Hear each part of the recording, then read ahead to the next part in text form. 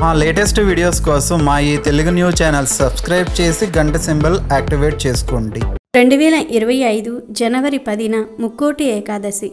కోటి పుణ్యాలకు సాటి ఈ ముక్కోటి ఏకాదశి. ఏడాదిలో 12 నెలల్లో 11వది పుష్యమాసం. ఈ నెలలో పౌర్ణమికి ముందు వచ్చే శుక్లపక్ష ఏకాదశినే ఉత్తర ద్వార దర్శన ఏకాదశి, ముక్కోటి ఏకాదశి, వైకుంఠ ఏకాదశి అని పిలుస్తారు.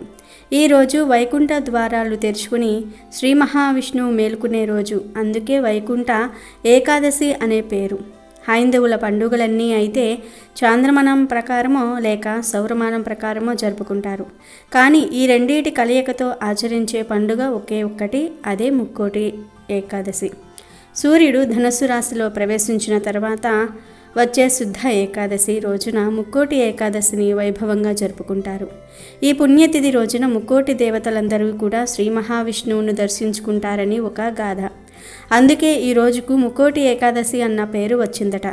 ఇక ఈనాడే మధు కైటబులనే రాక్షసులకు శాప విమోచనం కలిగించి వారికి తన వైకుంఠ ద్వారం వద్ద దర్శనాన్ని అనుగ్రహించాడు విష్ణు భగవానుడు.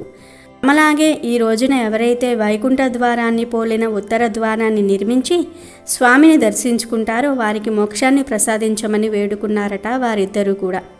అప్పటి నుంచి ఉత్తర ద్వారం గుండా శ్రీవారిని దర్శించుకునే ఆచారం మొదలైంది. ఈ ఏకాదశి నాడే వైకుంఠంలోని విష్ణుమూర్తి వారి అంతరంగిక ద్వారాలు తెరుచుకున్నాయి కాబట్టి దీనికి వైకుంఠ ఏకాదశి అన్న పేరు స్థిరపడిపోయింది.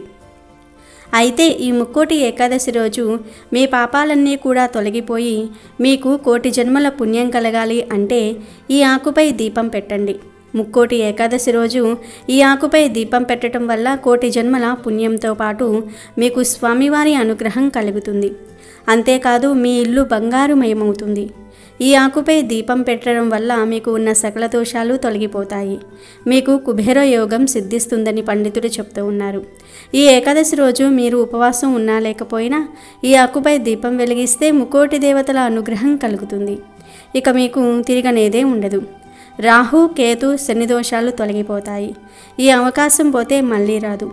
మరి ఈ ముక్కోటి ఏకాదశి రోజు శ్రీవారి ప్రసన్నం చేసుకోవడానికి ఎలాంటి విధి విధానాలు పాటించాలో, మీకు ఉన్న దోషాలను తొలగించుకోవడానికి ఈ పవిత్రమైన రోజున ఏ ఆకుపై దీపం పెట్టాలో ఈ వీడియోలో వివరంగా తెలుసుకుందాము.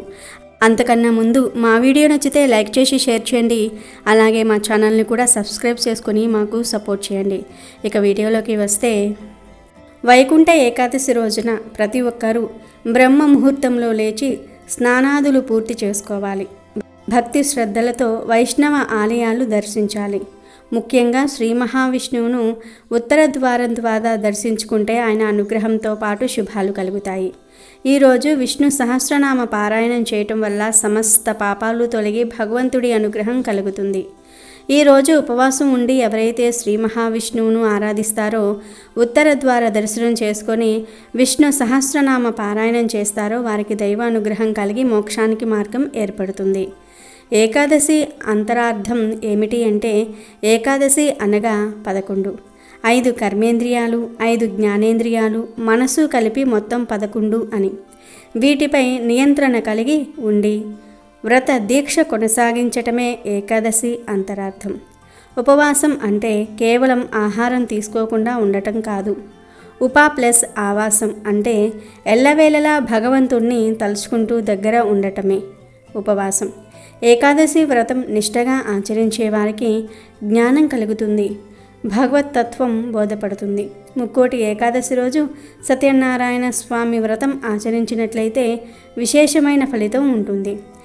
ఏకాదశి తిథి యమప్రీతి, ద్వాదశి తిథి విష్ణుప్రీతి అని శాస్త్రం.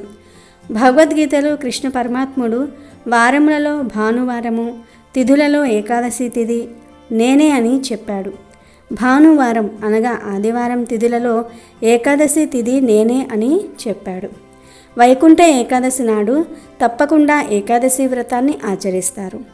ఈ వ్రత విధానం ప్రకారం దశమి నాటి రాత్రి నుంచే ఉపవాసానికి ఉపక్రమించాలి. ఏకాదశి నాడు కేవలం తులసి తీర్థాన్ని మాత్రమే సేవిస్తూ ఆహారానికి దూరంగా ఉండాలి. ముఖ్యంగా ఏకాదశి నాడు బియ్యంలో మురాసురుడు నివసిస్తాడని చెప్తూ ఉంటారు. బియ్యంతో చేసిన ఆహారం పూర్తిగా నిషిద్ధం అని ఖరాఖండిగా చెప్పేందుకే ఈ మాట అని అంటారు. ఏకాదశి నాడు కేవలం ఉపవాసం ఉండటమే కాదు, ధ్యానంతోనూ జపతపాలతోనూ కాలం గడపమని సూచించారు పెద్దలు. ఇక ఆ రాత్రి కూడా భగవన్నామ స్మరణతో జాగరణ చేయాలి. ఆకలి రుచి ఎరుగదు, నిద్ర సుఖమెరుగదు అన్నారు కదా. ఆ ఆకలి నిద్రలు రెండింటినీ తట్టుకుని వాటిని అదుపులో ఉంచుకోవటమే ఏకాదశి వ్రత విశిష్టత. ఇక మరునాడు ద్వాదశి నాడు ఎవరికన్నా అన్నదానం చేసి ఆ తర్వాత ఉపవాసాన్ని విరమించాలి. వైకుంఠ ఏకాదశి నాడు వైష్ణవాలయాల్లో ప్రత్యేకంగా తెరిచి ఉండే వైకుంఠ ద్వారం గుండా స్వామివారిని దర్శించుకునేందుకు భక్తులు ఎదురు చూస్తూ ఉంటారు. కలియుగ వైకుంఠమైన తిరుమలలో కూడా ఈనాడు శ్రీవారి గర్భాలయాన్ని ఆనుకుని ఉన్న వైకుంఠ ప్రదక్షిణ మార్గం ద్వారా భక్తులు నడిచే భాగ్యం లభిస్తుంది. ఏకాదశి నాడు తిరుమలలో జరిగే మలయప్ప స్వామివారి ఊరేగింపు, ద్వాదశి నాడు స్వామివారి పుష్కరిణిలో జరిగే చక్ర స్నానాలను దర్శించిన భక్తులు పునీతులవుతారు. ఏకాదశి రోజున చేయకూడనివి 5 పనులు ఉన్నాయి. మీరు పొరపాటున కూడా ఈ 5 పనులు చేసినట్లయితే మీపై స్వామివారికి కోపం వస్తుంది, జన్మ జన్మల పాపాన్ని మూటకట్టుకున్నవారు అవుతారు. అందులో మొదటిది, ఏకాదశి రోజున పరమ పవిత్రంగా ఉండాలి. నేడు మీరు ఉపవాసం చేయాలని సంకల్పించుకున్నట్లయితే ఎట్టి పరిస్థితుల్లోనూ కూడా భోజనం చేయకూడదు. అదేవిధంగా పండ్లు ఫలాలు కూడా తీసుకోకూడదు. కేవలం తులసి తీర్థం మాత్రమే సేవించవచ్చు.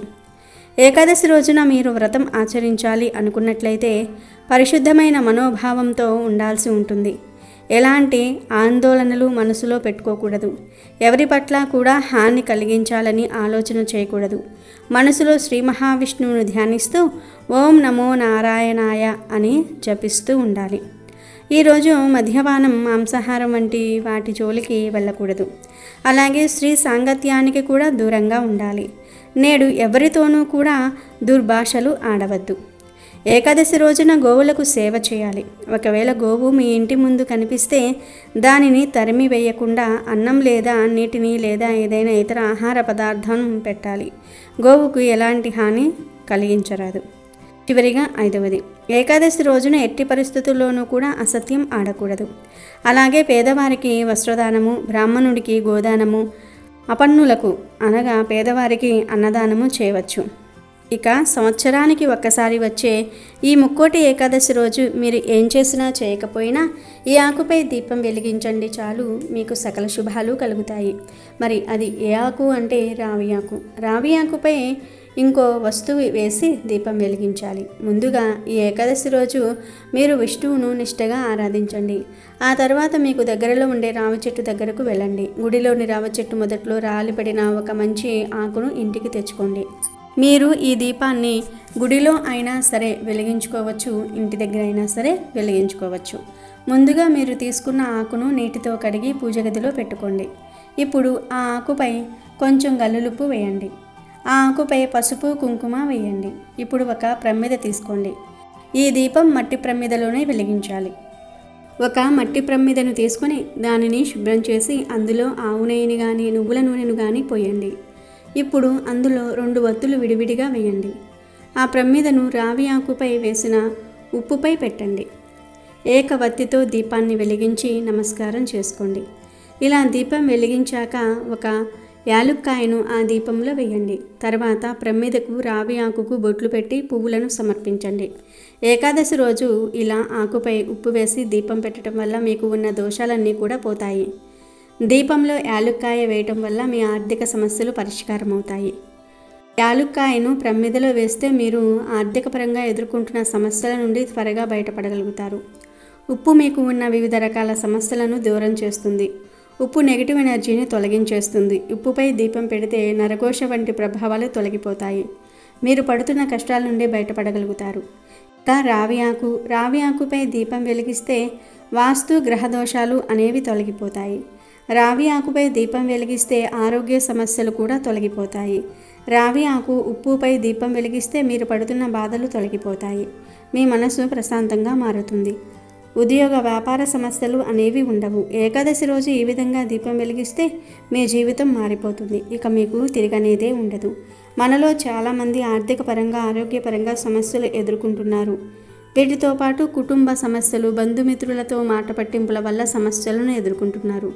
మీరు ఎంత పెద్ద సమస్య ఎదుర్కొంటున్నా ఈ ఏకాదశి రోజు మర్చిపోకుండా ఈ ఆకుపై దీపం వెలిగించండి. మీ జీవితాన్ని మార్చుకోండి. ఈ దీపం ఎవరైనా వెలిగించవచ్చు.